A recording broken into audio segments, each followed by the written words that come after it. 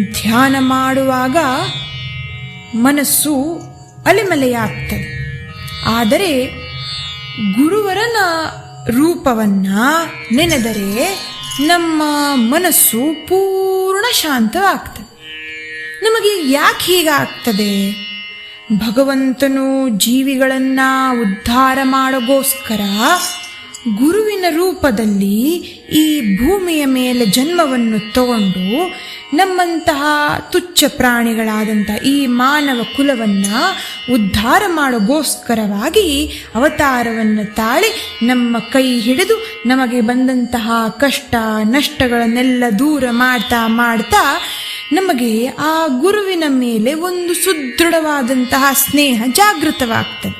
ಆ ಸ್ನೇಹ ಜಾಗೃತವಾಗಿರುವುದರಿಂದಲೇ ನಮಗೆ ಆ ಗುರುವನ್ನು ಧ್ಯಾನ ಮಾಡುವಾಗ ಮನಸ್ಸಿನಲ್ಲಿ ಆ ಗುರುಮೂರ್ತಿಯು ನಮ್ಮ ಮನಸ್ಸಿನಲ್ಲಿ ಸುದೃಢವಾಗಿ ಕುತ್ಕೋತಾರೆ.